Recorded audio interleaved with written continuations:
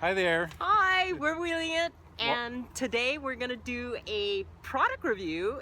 first one ever. First one.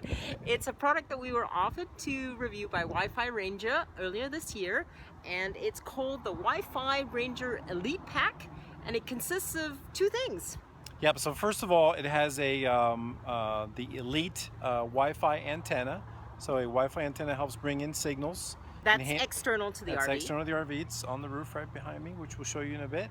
And then inside it contains a router called the Go-To router, a smart, fancy schmancy router that it can allows you to manage your Wi-Fi cellular signals and creates one internal network so you can connect all your devices to.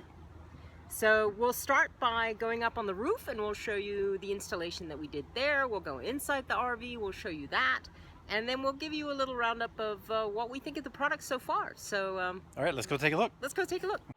All right, here we are on the roof, and this is the Elite antenna. That's part of the Elite pack, and this is what brings in the Wi-Fi signals. And so I installed it here on the TV antenna.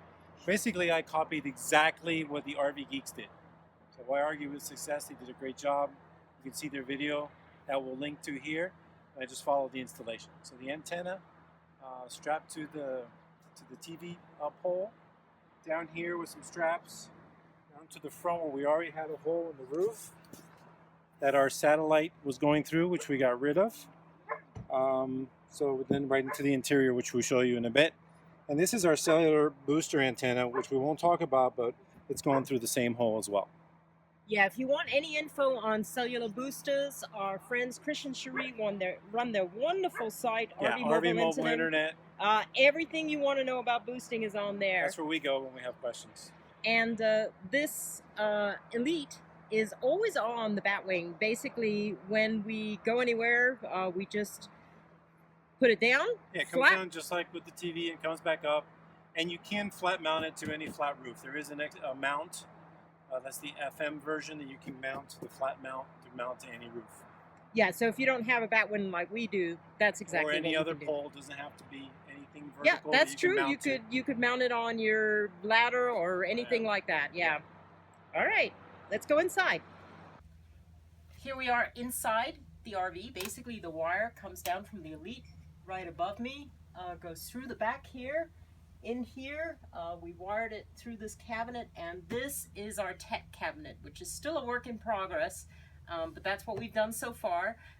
The actual Go-To router is here, and it comes with the option to either connect to AC or 12 volt. We decided to install 12 volt so we can connect that way.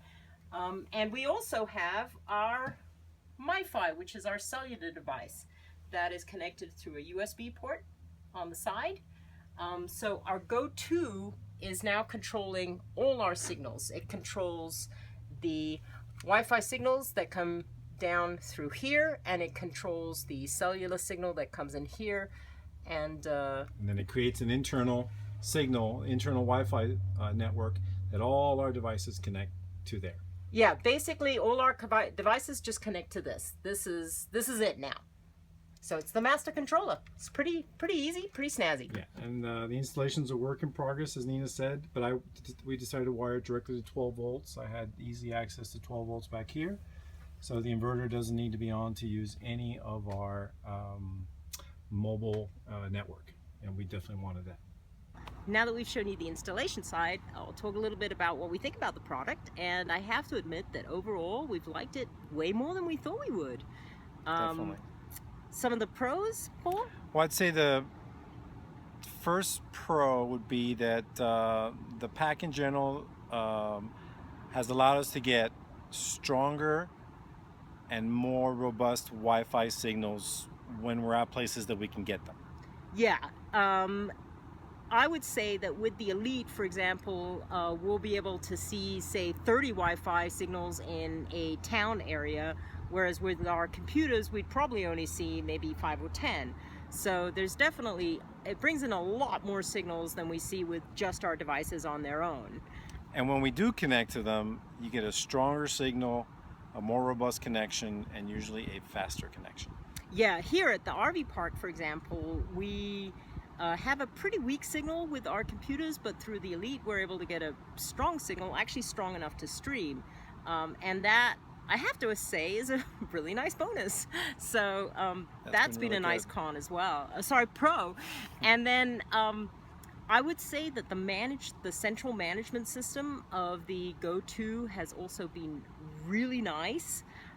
It takes a little while to figure out the interface. I really recommend watching the training videos from Wi-Fi Ranger before you do that. But once you get the hang of the interface, it's actually very powerful. With one click of a button, you can switch between Wi-Fi and cellular. You can see the bandwidth that's being used on each one of your devices, what kind of bandwidth is being used. You can see signal strength. Right, your signal strength. And we'll probably put in some inserts here and show you some of those screenshots, because it really is quite powerful. I've been very impressed with the interface. And the third biggest benefit, which was the biggest surprise to me, was the internal Wi-Fi network that the Go 2 creates has been much better than the network that our Verizon MiFi, the 6620L, creates. Before, for example, if we wanted to watch TV or stream in the bedroom, we'd have to bring the MiFi back to the bedroom to get a really robust signal to work on our iPads or computers. Now with the Go 2 installed all the way up front in the tech cabinet, like we showed you, it's been great. We've had not to move anything. It just works really good. And it is nice. All our devices just connect to the Go 2, and we control what signal we're on through that. We don't have to disconnect and reconnect each one of our individual devices. Yep. Now, on the other hand, some of the cons, I would say, maybe not a con, but just a thing to be aware of, is it's not magic, these kind of boosting or Wi-Fi devices. If we're at a campground where the Wi-Fi is inherently bad, let's say they're overloaded, they don't have enough bandwidth to support the number of people on there, which does happen quite a bit. A lot. Then the Wi-Fi Ranger is not going to help that. If you can take your computer, walk closer to the signal and get a better connection, then the Wi-Fi Ranger will probably help you. But otherwise, if the campground Wi-Fi is bad, if it sucks, it sucks. If it's an overloaded network or poorly implemented, it won't do much. And we saw that with when we were in Portland, for example. That park has notoriously bad, the park we stayed there has notoriously bad Wi-Fi, and yeah, the Ranger did not help that at all. The other thing is the SafeSurf feature. The Wi-Fi Ranger has this really nifty little SafeSurf feature where you're on public Wi-Fi, you can actually create a secure network. Kind of like a VPN? Yeah. But we found it degrades the signal quite a bit, and we haven't really been able to use it. We're gonna keep testing that one, but right now it's just not a feature we've used. And then the last thing is, this is a pricey little investment. I mean, it's $5.99 for the pack. You get a nice, powerful little system, but it is a bit of an investment.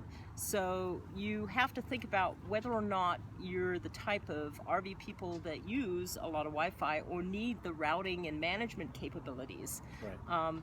If you're out in the boonies all the time and you're never near any Wi-Fi and you don't really need to manage a bunch of devices, then this may not be useful for you. But if you do plan to use a lot of Wi-Fi and you do have management that you want to do, then I think it's a really powerful little system. So overall, I'd say we're pleasantly surprised and we're both happy. 2 thumbs up. All right, that concludes the first ever product review. Let us know what you think, and for more information you can see Nina's blog post on wheelingit.us with all gory details. We'll see you down the road. Bye.